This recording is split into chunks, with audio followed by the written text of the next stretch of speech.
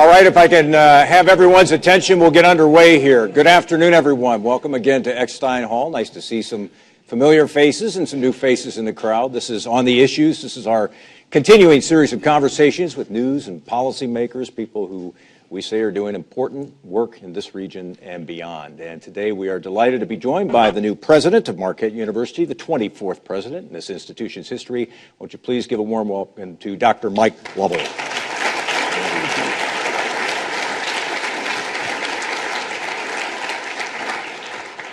Good to have you here. I know you've been on the job officially for a couple of months. It seems like the job always starts a little bit before that, but he's been here a couple of months now. Give me your impressions of this institution. Is it what you thought it would be? You know, what I found over the last 2.5 months or so is Marquette is really a special place. And I remember when I first got named back in March, I probably had a couple of hundred people say to me the first few days, "Welcome to the family." And Marquette really is a family. And what I have found, it's my 4th academic institution. And the other academic institutions were great. They were very proud of the education they delivered. They're proud of the research, their service. But what makes Marquette unique is how much pride people have in each other and pride in the institution. It's a whole different level. And it's really a caring community where people, both faculty, staff, alumni, students, they really care about each other. And it's just it's a nice place to be, and you see it in the pride when you go out and you talk to people about the institution. There's just so much pride for Marquette University, and so I think that as a first impression, I'm pretty excited to be here. Any surprises? I mean, things that you just did not anticipate. Well, I think one of the things that really surprised me was coming on board. I'm meeting with a lot of the leadership team, and actually a lot of the people on the campus. Was there was a lot of pinned up energy. People that had some great ideas that were just waiting to go. And they, I guess with the changes in leadership, that there was some reason or other that they just didn't feel empowered, to take those great ideas and make them happen. And, so as I come on board, I just have to maybe provide a little bit of resources and, some guidance, and there's going to be some really exciting things happening in the next year. I have to ask you this question because you're the first layperson to run this institution, and I've got to ask you how that has felt. Have you felt additional pressure? What's been the reaction of students, alums, people who are associated with this institution? Well, pressure may not be the right word, but I certainly realize that being the first non-Jesuit leading a Jesuit institution, there is a learning curve that I have to go through to make sure that I understand the traditions and the values and make sure that I uphold those as being the first lay president. And I have been so warmly welcomed. People have been so encouraging to me. I feel like I've had so much support from the community as the first lay president.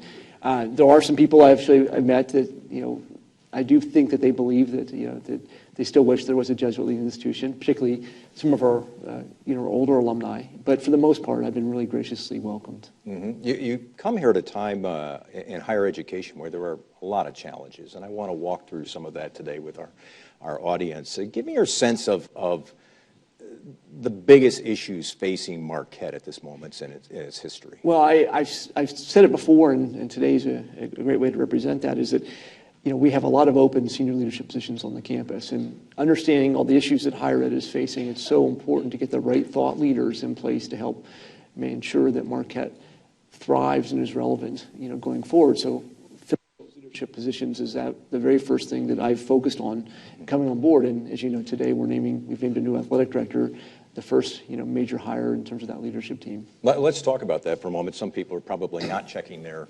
iPad or their computers all day, like some of us.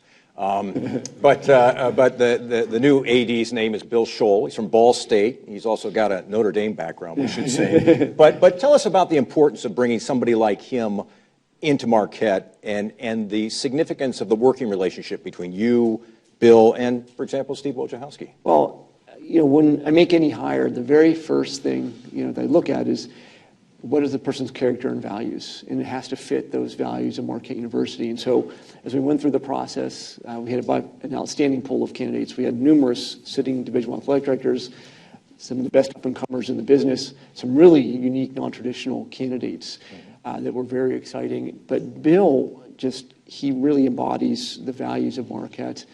And to have someone of that character leading the our athletics program, which if you think about intercollegiate athletic, it's the most external part of the university. You think about Marquette, it's an important part of our brand as a university. So we want to make sure that that brand is really something we're all proud of, a shining star we can uphold. And Bill brings those characteristics and those qualities. And certainly the relationship with Wojo, when we hired Steve, it's the same way. We wanted someone that had really strong values, a lot of character, a good work ethic. And, we couldn't be prouder of what Steve has been doing over the last several months. I think bringing in Bill, who actually there is a relationship, not direct, between Bill and Steve, and the fact that Bill, while he was at Notre Dame, he was mentored by Kevin White, who was just won the Athletic Director of the Year award. He's at Duke University, who was also one of Wojo's mentors over the last 15 years as well. So they have a common linkage there. And so I just know that there's going to be direct alignment between my values and what I believe in, the Athletic Director in our basketball program. So you feel good about that? That relationship, this new relationship, feels right to you? Oh, I think so. And I think that we're all going to be very, very proud of not only what our basketball team accomplishes, but where our athletic program is going to go over the next few years. I may ask a couple questions about the Big East and a couple of athletics-related questions later, but bring us up to date on the search for candidates in some of these other key positions, the provost, for instance. Where are we? So the last week of August, we kicked off the provost search. Again, we're, that's the first academic position we need to fill. And the reason why we were able to fill athletics director first is that really didn't need to follow the academic cycle, whereas the provost and both of our dean's positions, business and engineering, will follow more of an academic cycle. So the provost search kicked off end of August. And so there's going to be listening sessions coming up to hear what some of the characteristics are from the community. And we want to listen to what people feel like we need in our academic leader on the campus. In just a couple of weeks, actually just another week or so, we're going to be leading off the business dean search and the engineering dean search. And so the new provost, the plan is we'll get the new provost in place hopefully by early February, and then in the next several weeks following, probably in March, have the new provost have a say in hiring who the deans are for the business engineering. Mm-hmm. I want to get your vision for this institution, because you come to an institution that prides itself on its commitment to social justice, but we also are in the heart of a city. We have the potential to be an economic driver for this region. How do you view Marquette's role in the city of Milwaukee, in this region in general? Well, I think, one of the things we'll never get away from is, that core Catholic Jesuit education that really forms our students and helps them become global citizens. And so they learn that it is their role in society to give back to others and to serve others. And so when I think about that, there's no reason why we can't still instill those qualities in our students, why not still being a very innovative and entrepreneurial university. In fact, I would argue that the two could really go hand in hand, particularly if we take all the great skills and the talents of our students, faculty, and staff, and we apply them to solving some of the greatest needs we have, not only here locally in Milwaukee, but around the world. I think I talked with you back a couple of months ago at a social event, shouting over music, which is always a good way to have a conversation. But we were talking about your experience in Pittsburgh, and you have a private sector background, but obviously have spent a lot of time in academia. But you saw the impact of what institutions could do in a city like Pittsburgh, whether it was the University of Pittsburgh or Carnegie Mellon. Does that inform you in terms of how you approach Milwaukee and its potential for greatness? Certainly. And one of the most important things that institutions like Marquette can do is make sure that we're giving back to the region where we reside. And when I say that, again, it's turning the talents and the resources of the university to solving some of the needs within the city, and that could be through K-12 education, that could be providing health care, that can be providing technology and talent to the companies that are here. Collaboration. Do you see greater collaboration? I mean, you come at this from a different perspective. I mean, you ran the institution across town. Surely you bring some thoughts about what could be from Certainly, that experience. And one of the things, we have that great opportunity. There are 180,000 students in higher education in the 7-county region around Milwaukee. People don't really think about that, do they? Yeah, it's just remarkable. Can you imagine if we had all of those students, talents working together, and the faculty and staff on the campuses working together to solve our challenges. And so actually just a couple of weeks ago, we brought together 20 of the 21 institutions to talk about how we can work together on innovation and entrepreneurship and create a common platform where our students can actually get together and share their ideas and solve some of the problems facing the city. Well, what's missing in terms of our entrepreneurial culture? I'd be curious to get your take on that, because there's so much talk about it that perhaps we aren't a risk-taking people. Maybe it's our Germanic heritage or something like that. But I'm curious what your take on that is. There's an aversion to failure. People are afraid to fail. I think that's one of the things. And if you're familiar with any startup organizations, the chances of success are somewhere between 5 and 10%. And so we're going to have a lot of failure, but we need to embrace that failure and learn from it so we can do better the next time. Mm-hmm. Let's get into some of the challenges any university faces today. And I read a fascinating story back earlier this summer in The Economist, and it was talking about the future of higher education.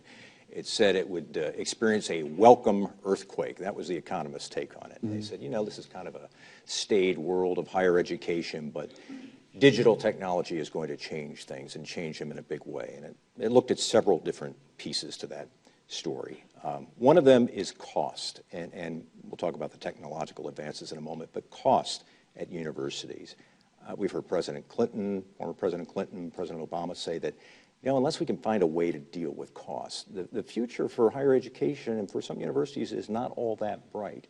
What do we do about cost? I assume that's front and center in terms of... And so one of the most important things, Marquette University is a first generation university. That's what we were founded on. And so we need to stay true to where we started and make sure that we can still provide education to students at an affordable rate.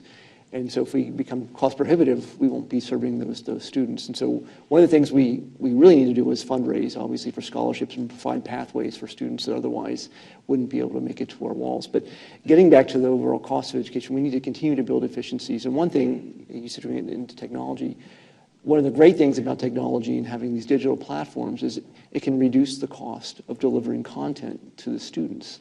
And so I ultimately believe, just like technology has driven down costs in other sectors for consumers, I think it'll ultimately drive down the cost of education for students. So should we as a university embrace the idea of MOOCs, these massive open online courses, or should we be somewhat fearful of what they...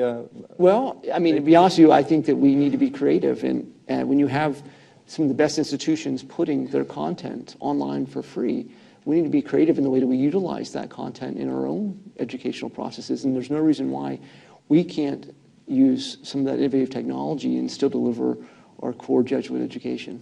I was reading in this article a guy from the Harvard Business School, Professor Clayton Christensen, who said he thought that this was potentially, the MOOCs were potentially a disruptive technology. He said, I could see many institutions being killed by this new technology because they're inefficient. Mm-hmm. Do you think there's a danger of that some institutions will just simply fall by the wayside because of the availability of this online technology? Well, it'd be like any business where if you don't adapt and change, then you have there's a chance you could become obsolete. So I do think there is a potential for some institutions to become obsolete if they don't find a way to move with the times. So give me your sense of the bricks and mortar campus that we know today. Do we look the same 15, 20 years from now? I've got a brother-in-law out in the Silicon Valley who says it's all going to change, Mike. You won't believe how different things will be in 20 years. Well, I think the classroom is going to change. I think you're already seeing it now. We have the flipped classroom where students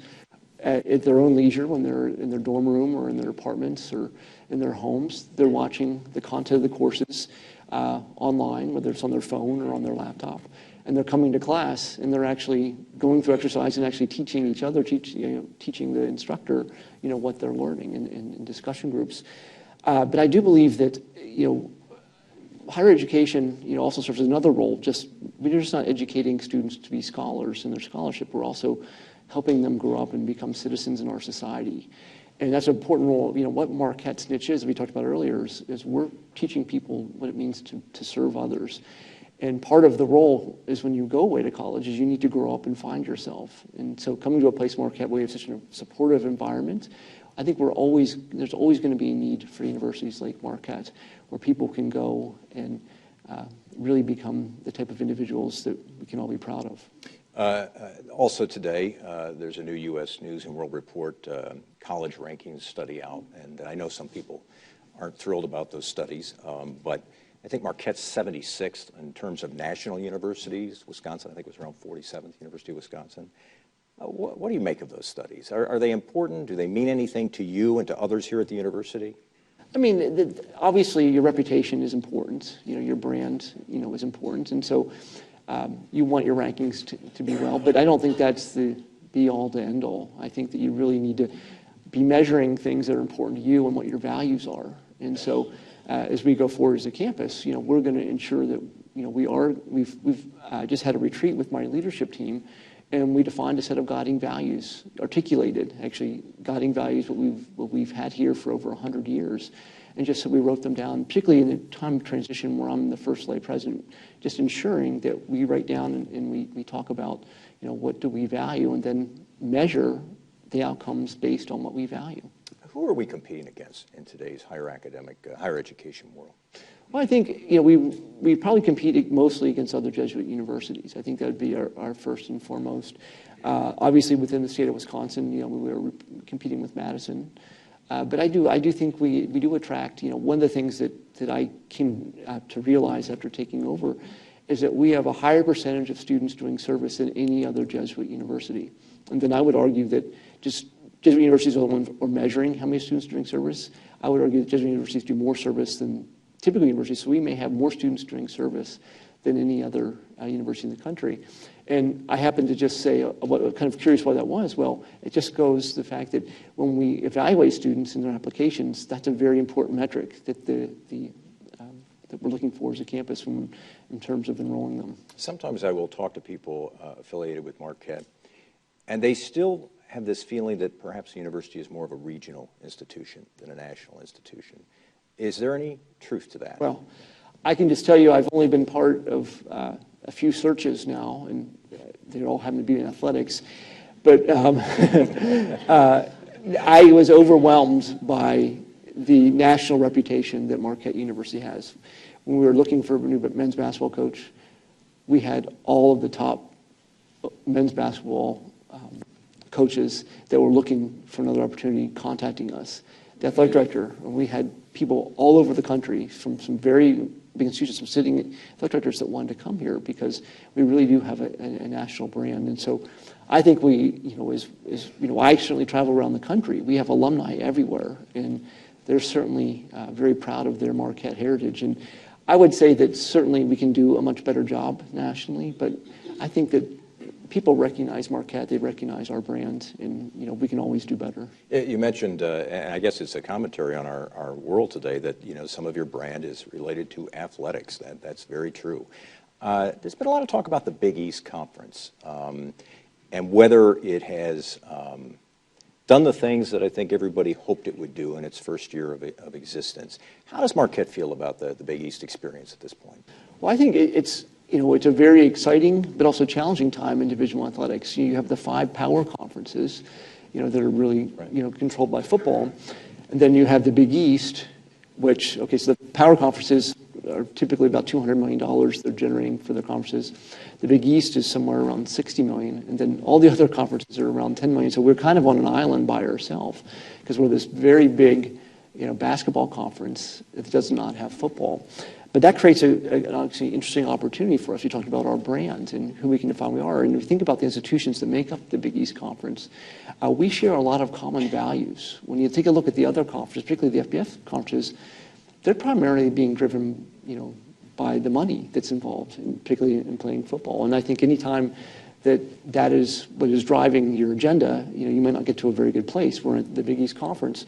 We're driven by a lot of other things, in terms of our institutions and who we value, in terms about service, social justice. There's things that the institutions within the conference, embrace. And I was at my first Big East Conference meeting, and I was really, really excited to see that they were going to bring the provosts from the campuses together to see how we can talk about ways we can brand our academic programs and other activities going on the campus, not just around athletics. Mm-hmm. I want to spend a couple moments on campus safety. At the beginning of the year, there were a couple of incidents with students being held up, and it happens in other places too. At your former institution, we just had an armed robbery the other day, just off campus.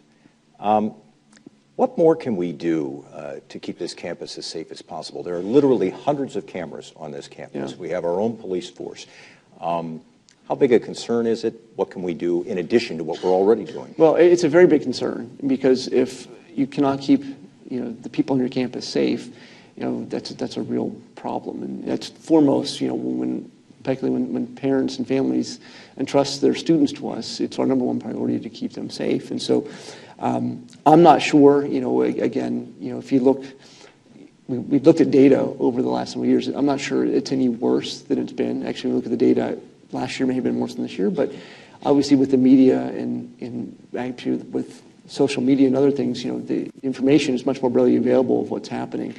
But it's true, we have over 700 cameras on this campus to monitor what's going on, but still we cannot always control. So, one of the biggest things we can do is educate the students, and the faculty and staff on how to be safe, and don't make yourself an easy target.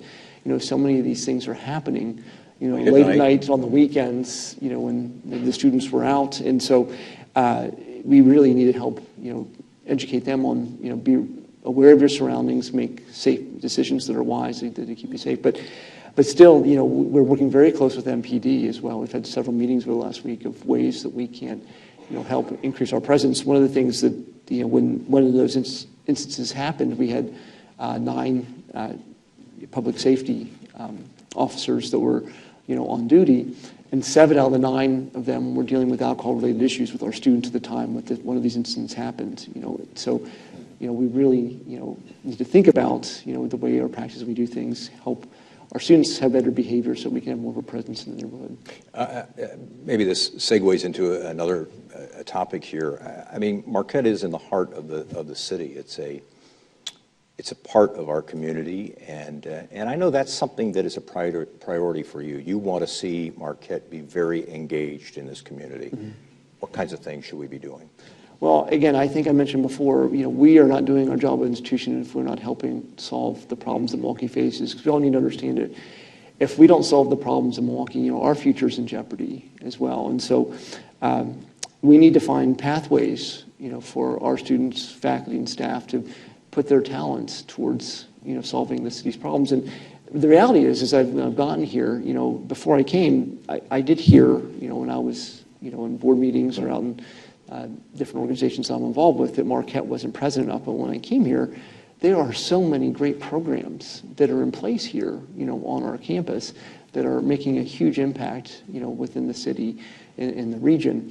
I'm just not sure that we are telling our story well enough, and I'm not sure we're organized in a way that, we can make, full use of the impact that we're making in the city. So one of the things that is very important to me is when, I'm out in the public, I'm going to try to find opportunities, for our campus to make those differences where we can actually, put teams of faculty and students, on projects and do some exciting things. As people visit this campus, some people who are alums and haven't been back here for a few years, I think they're surprised at the physical changes to the campus. What's in store? We've got the new Jesuit residence, but other projects that are in the works that we should know about? Yeah, I mean, there's a lot of projects that are coming down the pipeline. As a matter of fact, we're going to be Tom Gainey, one of our vice presidents, he's going to be completing a master plan in December where it really outlines, what are some of the major projects that we're going to be working on. But there will be several new buildings,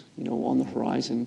Again, as we execute the strategic plan, one of the things we'll talk about is how we're going to, execute the master plan for the campus. And so right now we haven't prioritized the list of new buildings and new projects going on. But you can see just in the venue we're on here, when Eckstein Hall was built, what a difference it made for the campus, what a difference it made for the law school. And so as we look at other new buildings, we saw what happened with our engineering school, having that new building built. It's a transformational experience for both the faculty and students on the campus. There's a lot of other needs we have, when you think about some of our physical sciences, our business school, there's just a lot of really needs for us.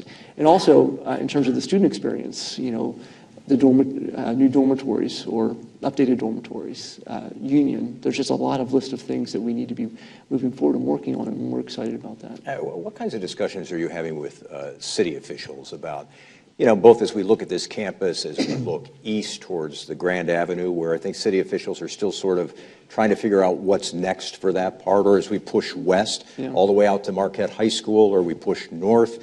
I mean, what are we talking about in terms of conversations with city types? So, I mean, there's two different conversations going on. There's the eastward look. So, the city would like us to be moving more towards the Grand Avenue Mall, and we're very excited to have some opportunities to implement some things I'll be able to announce in the fairly near future that go east. But I think also equally important is looking west. In effect, we look at the avenues west. We're going to be pulling together, I'm going to be with Keith Wandell at Harley-Davidson, all the anchor kind of institutions between us and Harley-Davidson and Miller Coors, and what we can do to make our neighborhoods safer, to make them more livable so we can have walk-to-work programs for our employees. Because a place like Harley, they want their facility to be a destination for people all over the world to come to, and they want, the streets, 27th Street or 35th Street or 37th Street, to really be places where people would be restaurants and shops, and so we're going to start those conversations on what we can do, because if we all develop around ourselves, whether it be Aurora, whether it be us, I said Miller, or Davidson, Potawatomi, we all have a real stake in really trying to build up and make this neighborhood more attractive. Take us, if you would, just a bit into your personal life and how this new job changes things for you. Does it change things, or is the personal side of this all pretty much the way it's always been? That's the nice stability that you have. Well, it does. I mean, the stability is there in terms of my family life and what's going there. But from personal perspective, this is, somebody asked me recently in an interview, has there been anything that has happened, in your time here that made you realize you made the right choice? And I said, something happens every day that makes me realize I made the right choice. And I've had so many extraordinary experiences where things about my faith or my personal life have really allowed me to be more fulfilled as an individual. And I think there's, I can just mention a couple of things, and one being, when we have the Jim Foley prayer service on the campus. This was such a great tragedy, obviously, for the whole nation. And to be in, Jesu with over 1,000 people, and the way that they rallied in support, of him and his life, and he stood for Marquette University, what we believe in providing service to others. And I'm in the prayer service, and I'm looking out, and first he's got over 100 of his friends from all over the country came back here to be here, and I look out in the audience, and I didn't know it until the day that he played rugby when he was here, and there's a group of his classmates that had their 20-year-old rugby jerseys on in his honor. It kind of gave me goosebumps, and it just was what a fantastic experience was to be in Jesu, in this beautiful, prayerful place, to honor someone who really defined who our institution is. When you look back at the last year in your life, do you ever have a chance to stop and think about what's transpired, and something you really had not thought about at all is now your life's work? Do you have any time to think about that, or are you just too busy? Well, no, there are times when I reflect on, what's happened, and, it's just, I just feel like I have a remarkable opportunity in front of me, and I just am so grateful and humbled to be at Marquette University at this point in time. And, to be able to make a difference, that's really what life is about. And I feel like certainly, with what I believe in and who I am, that this is just such a good fit for me personally. And I'm just so excited to be able to do my best to make this institution even greater. Give us a sense, if you would, or maybe you care not to, but give us a sense of, at the inaugural, what's the message? What sort of a larger message that you intend to deliver? Well, I'm going to be announcing a lot of very exciting new ventures for the campus, which I you could do that here. I know I could. But no,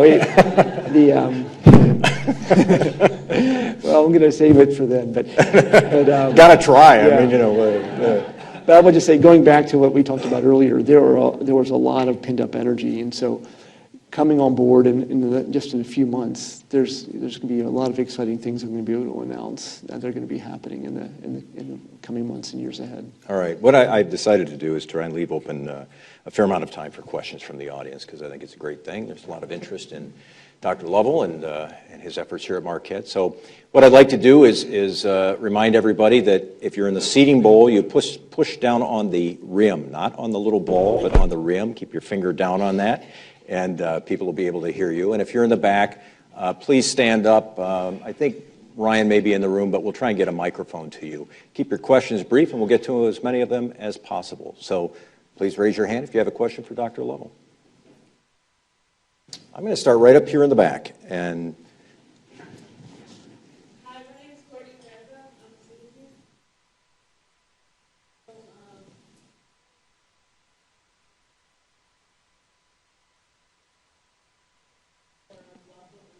a citizen. can everybody hear the question? Let me ask that first of all.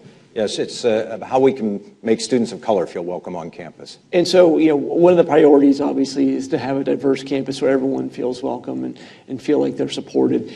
One of the things I got to take part in earlier this summer was the anniversary of our EOP program, or Equal Opportunity Program.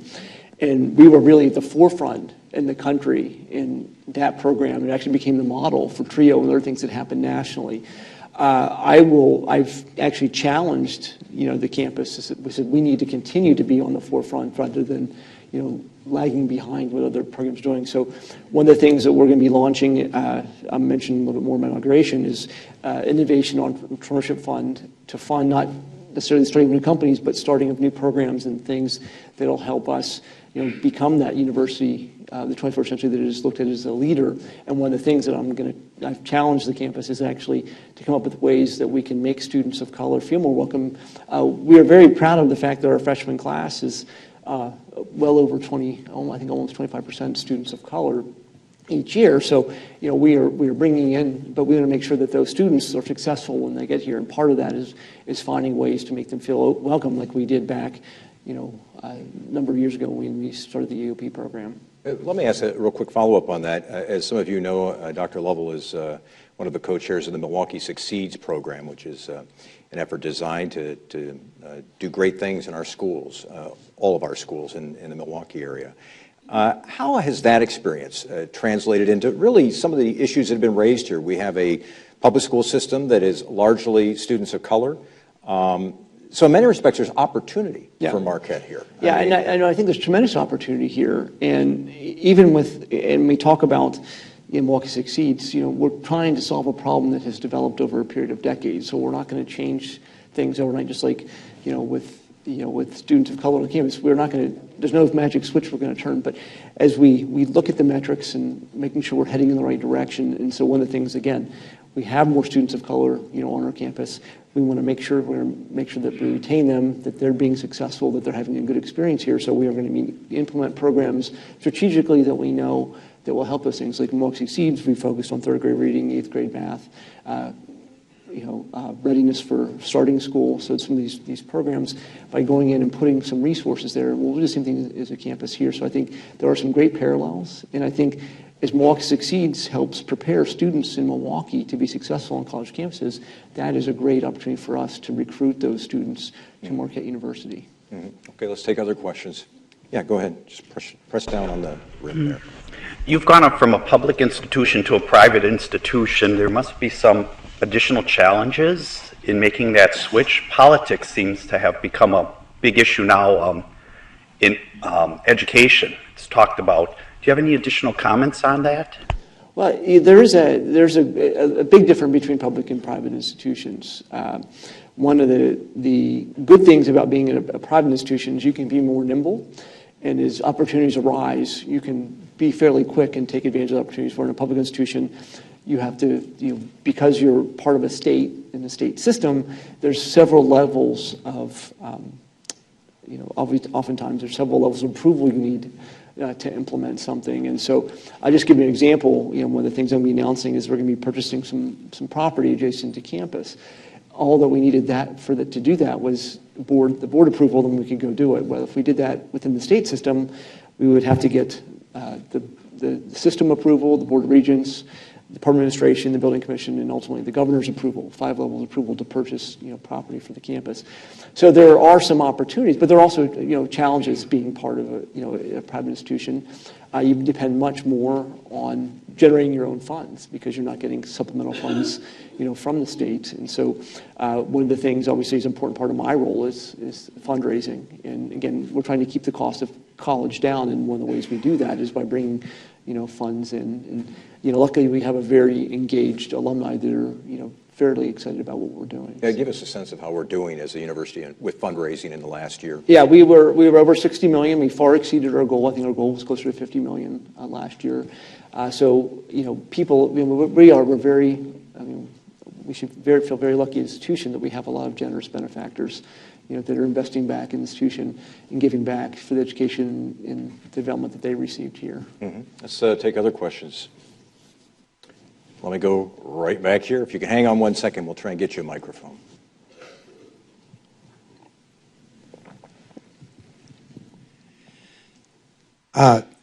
One of the things that we're worried about now, and I'm a teacher here for almost 40 years now, but the high cost of education is leading to cutbacks, okay? And what we're afraid of in humanities, and that includes pretty much liberal arts, whole college, is that the idea of cutting the core down from whatever it is, 128 to graduate down to maybe 90 or something. And if that happens, what's going to go? Well, the humanities.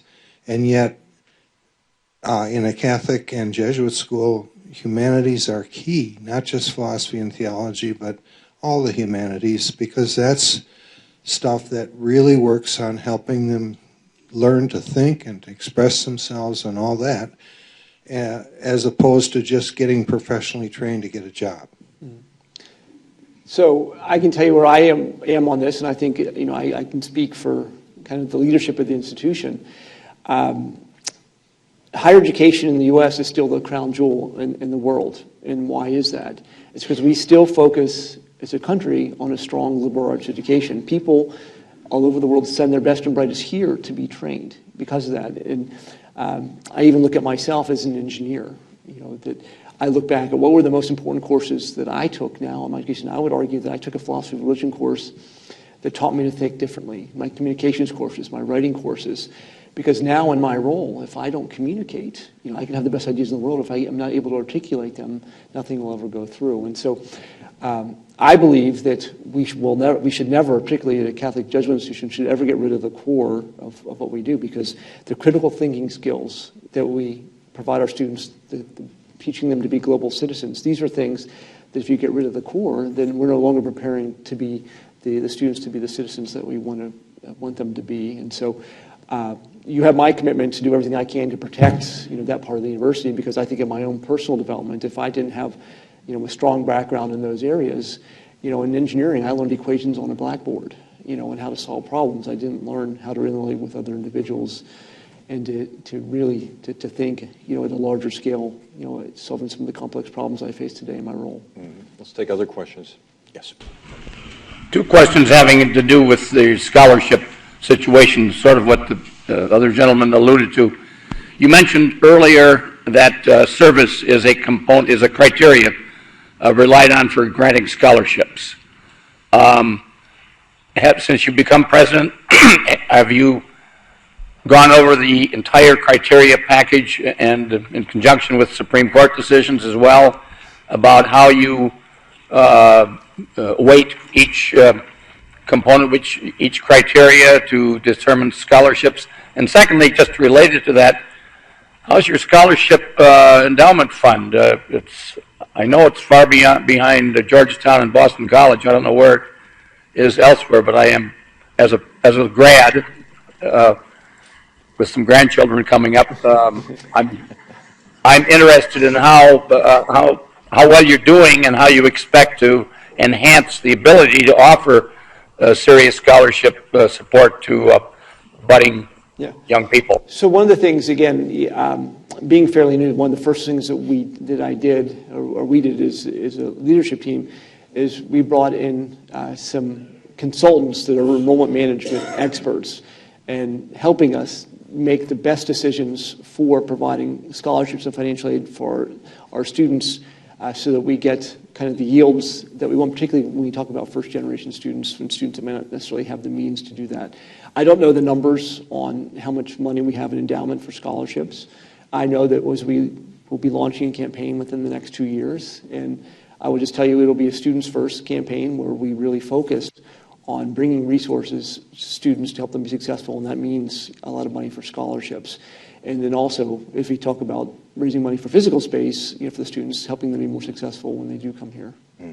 Okay. Other questions? This is amazing. Room full of folks in Oakland. Yes.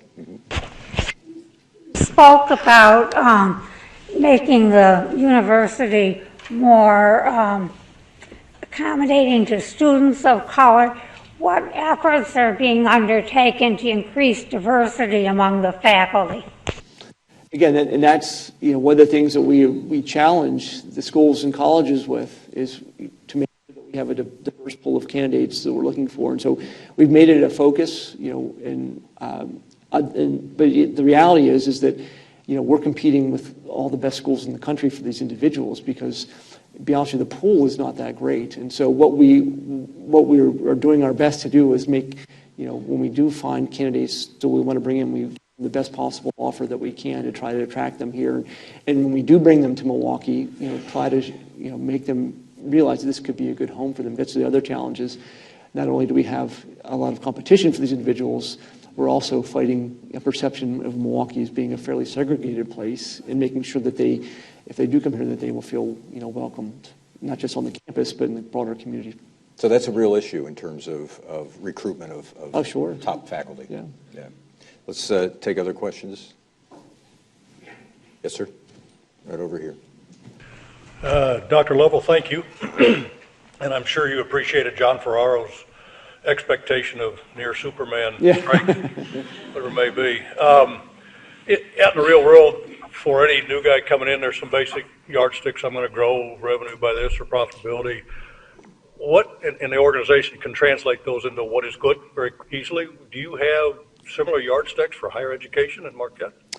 Well, I think, first of all, yes, we will have those yardsticks, but we're in the process of developing those. And I think as we roll out the strategic plan, we're going to be measuring, we're going to have goals that we're trying to reach, and we're going to be measuring those goals as we make investments of resources for the campus, with the idea that as we make these investments, we're going to be tracking progress, and if things are not progressing the way we want, we will either change course or put in more resources to make sure we get there. But I don't have, as of today, one of the things we talked about, I just talked about enrollment a second ago, we need to take a look at, what are enrollments, where they should be, are we the right size, should we grow? Because I know that we're turning away some really, really good students in some of our programs, such as, health sciences, nursing, and engineering, that, that would actually, bring up the overall quality of our student population, but we just don't have the physical space to do so. And is there a way we can do that without taking resources away, actually growing resources to provide more resources for other parts of the campus? Is growth a real possibility, do you think? Or are we right-sized as it is right now? No, I think that's something we're analyzing. I'm not sure that, to be honest with you, I'm not sure that we couldn't have more students. There's a lot of components to that. There's not just, there's obviously the size of the classrooms, and we want to make sure the experienced students have great. There's obviously the dormitories. There's other things to consider, but certainly it's part of the conversation as we're looking at, what our targets are going to be next year. And again, that's part of the reason why we brought in the enrollment experts to campus to really help us determine what the right size of our class should be. Mm-hmm. Other questions? Yes. Hi, I serve on the Whitnall School Board, and we're always asking ourselves, how do we know if our students are prepared when they come to your campus? So what feedback could you give me on that? Are they prepared? Are there areas we should be working harder on? Well, I think, the area that and it's not just your schools, it's everywhere, the area that the students are most unprepared in, is obviously in mathematics. I think that just as a society in general, as a country, we are not preparing students far enough in their mathematics. And so, when you think about, when you look at, again, coming from the public side, how much remedial education we provided within the UW system for our students, particularly in math. At UWM, for example, we had 48% of the students came in, weren't ready to take college level math. Certainly at Marquette, we don't have those same numbers, but if you can't do math, it really limits the number of, and the other thing is, the English proficiency is the other piece of this. So those two core pieces are something that we really need to focus on. And we get back to Milwaukee Succeeds. That's the reason why third grade reading, eighth grade math are the two big focus areas there, because if we can make an impact and a difference there, we know they'll be more successful when they get to a college campus. Speaking of schools, give me your thoughts on the Cristo Rey proposal. I hear from some people in the school community who say, I'd like to see Marquette do even more in terms of education, in terms of actually running schools or having schools. Bring us up to date on that. Well, Cristo Rey, we just had school principals and presidents were on campus today from all the Catholic institutions in the region, and Cristo Rey happened to be there with their new president and their principal, and they're very excited to be starting a class next year. So it's a reality. It's going to happen. Marquette is going to play, a role in terms of the way Cristo Rey works is that the students are employed, either for businesses or at academic institutions like Marquette, and for their employment, they actually get the tuition paid for. So we actually are going to be taking a pretty, significant number of students on our campus to help, Cristo Rey be successful as they launch their class. And obviously, those students are people that we ultimately would want to matriculate here if they're successful, because of there should be a natural affinity between, our university and what Cristo Rey's accomplished. And again, Cristo Rey is really focused on first-generation students and obviously a diverse population of students. So again, as we try to increase diversity, having those students matriculate here is something that we should really try to strive for. Mm-hmm. Yes, other questions? Yes. If you could just hang on 1 second, we'll get the microphone up so we can hear you. Thanks. The 500th anniversary of Jesuit education is going to come up in 25 or so years. Could you describe the Marquette University you'd like to see when that anniversary comes around? Well, you'll still be on the job. Yeah. No, the one thing that I would like to see Marquette University. I want to see Marquette University looked at as a leader in higher education, and particularly Jesuit higher education. I want us to be the university that has the innovative, dynamic programs of the future. And saying that, I can't define, who knows where higher ed is going to be 25 years from now. But whether it be technology or other forces that are changing higher education, I want people to look at Marquette and say, listen, other universities are following us because we're defining what the future is. And again, we want to do it in a way where we're still, preparing our students to be the type of citizens that the Jesuit education, was founded upon, in the service to others. And so, I would hope that we still provide, that core education, which we've talked about in several of these questions, but also being leading, being a leader in the country in the way we deliver that education. Mm-hmm. Other questions? Sure. Carl. Some years ago in the 70s, I was either the first or second lay principal of a Jesuit high school in the country down in Indianapolis. And I found that the Jesuits were very accepting and quick to throw their arms around me and my leadership and my family.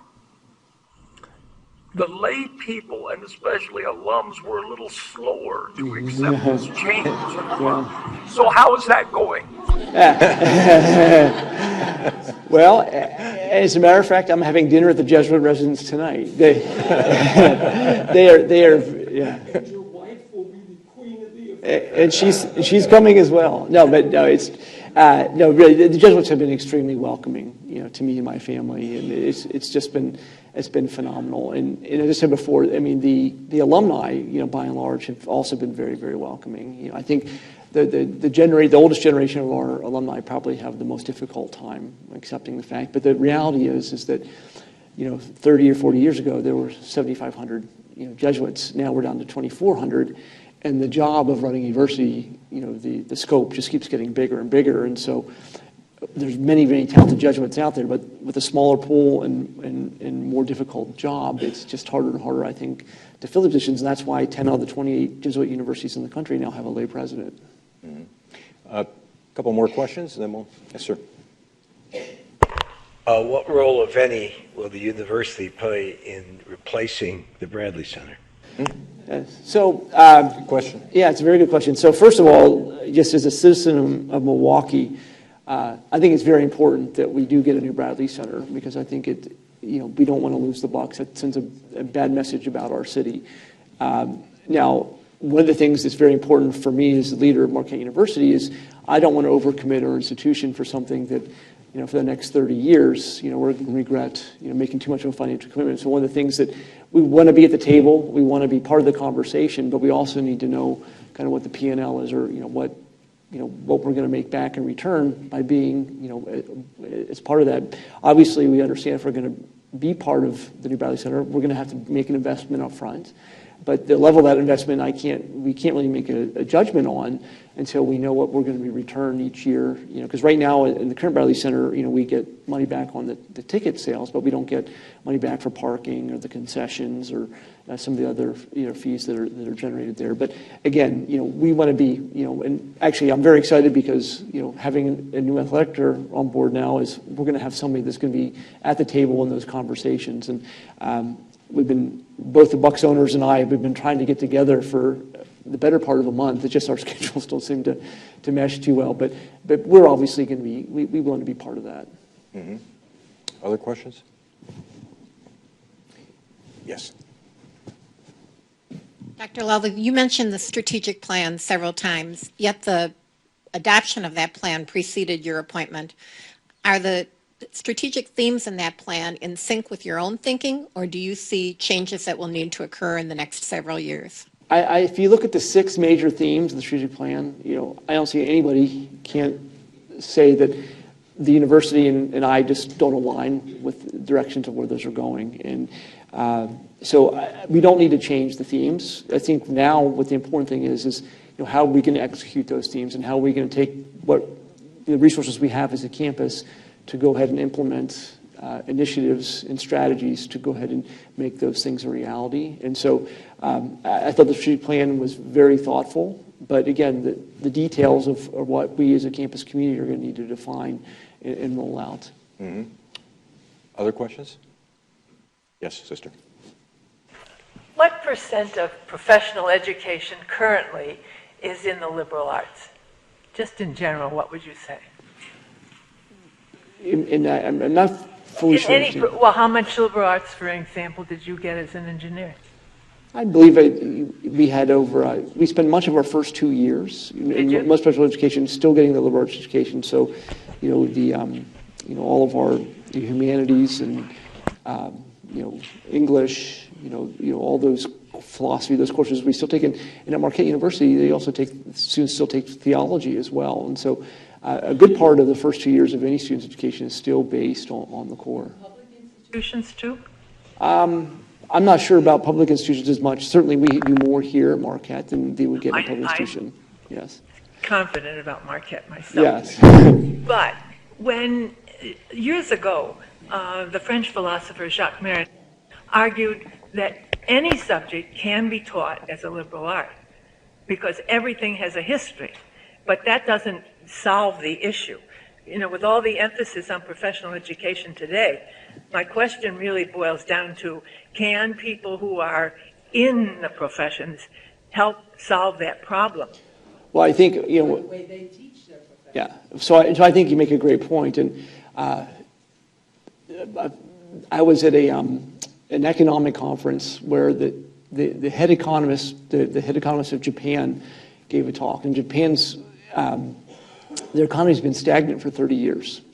And he said there are 2 things that Japan needs to do to get out of this stagnation. He said the first thing they do is they need to promote gender equity, because right now it's very difficult for women in the workforce to be successful, so they're only getting half the pool of potential thought leaders of society. The second thing, he said, that they need to change their education system to focus on the liberal arts, because they're focused almost solely on the professional side, and so they're not learning those critical thinking, the team building, and all those other skills that society needs. And so your point is very well taken, even though we want to produce, we're going to be in STEM fields, we're going to be at a deficit of 2 million individuals by 2020, for people in STEM education. But we still want to make sure that those individuals have those skills. And so I think it's an imperative for us, as an institution, not just our institution, but all institutions, to make sure we still instill liberal arts in any way we can within even those professional schools. And again, we heard before,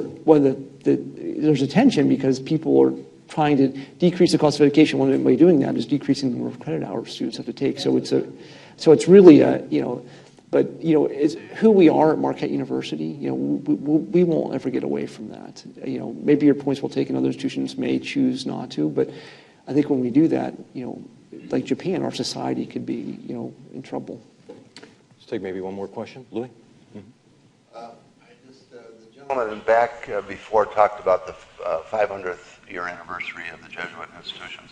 What would be wrong with Marquette, that'd be 10, 11 years from now, had as a school that at that period of time that we become the #1 Jesuit university in the United States? And that when people talk about, what is the best university in the United States, the Jesuit, they say Marquette University. I mean, privately, I've had those conversations with some of my leadership team. Yeah, I'm not going to decree that publicly just yet. But certainly, and one of the things, we're going to strive for excellence in everything that we do. And, if we do that and we really become the university I know that we can become, there's no reason why people, I'm a little bit careful. I have, talked to others about we want to become an elite Jesuit university or the elite Jesuit university. Are we there now? No. And so but certainly, again, this is going to take a long time, 10, 11 years from now. If we make the steps, the strides I think we need to make, and we do that, there's no reason why we couldn't be. Let me wrap this up with one final question. And I'm interested in the people who have been instrumental in your life in terms of teaching you what good leadership looks like, and in terms of mentoring you. Who did you seek advice from? Well, probably the most important person in my life in terms of helping me make the difficult decisions and me talking through things is my spiritual advisor, Father Brian Summers. And he was an individual, I was very involved in the Newman Center when I was at the University of Pittsburgh, and he was the rector there. And we had a very strong relationship. And over the years, any important decision I've ever made in my life, I've discussed with him. And so I would say he's probably, we think about, helping me get to where I am today, he's probably the most important individual. That being said, I was very lucky as kind of when I got into academia to have individuals that gave me opportunities to grow. And a lot of times I had the dean of engineering back in Pittsburgh, who I worked under, said that I wasn't always the logical choice, but I was always the right choice. In terms of, he said, because he oftentimes gave me things to do that I had no business or experience doing, but then, I kind of learned and found my way. And so I feel very fortunate to people like, his name was Jerry Holder, and even, when I was at UWM, I'd only been a dean for 2 years when Kevin Riley asked me to step in on the interim chancellor role, which, I wouldn't say that, I was all that prepared for that role, but I was given an opportunity. And, so I feel very, lucky that people have given me a chance, to be successful. And are they still part? Obviously, your spiritual advisor is still a part of your life. He's going to be here for the inauguration. He's going to be delivering the mass, next week. He'll be the invocation at the thing. Yeah. So. Yeah, that's great. I'd like to say thanks to Dr. Lovell for being with us. I'd like to say thanks to all of you for your rapt attention today. And we want to let you know about a couple of other events that we have coming up. The next two events in the On the Issue series, we have one on Thursday, and it's at 4:30 in the afternoon. Dr. Michael Berenbaum. Actually, Dr. Lovell's going to do a brief introduction for Dr. Berenbaum. He is one of the world's leading authorities on the Holocaust, and he's a pretty remarkable guy, and we're delighted to have him here. So if you have a little time at the end of the day, we'd love to have you drop by here for that presentation and that conversation. Also, next week, the next Marquette Law School poll comes out. 17th will be the next poll, and I just taking a guess, I have a feeling it may be close. That's just a wild guess. But we haven't been in the field, so I don't have any special insight, so don't, anyhow. But again, our thanks to Dr. Lovell for being with us today. Thank you. Thanks, Frank. Thank you.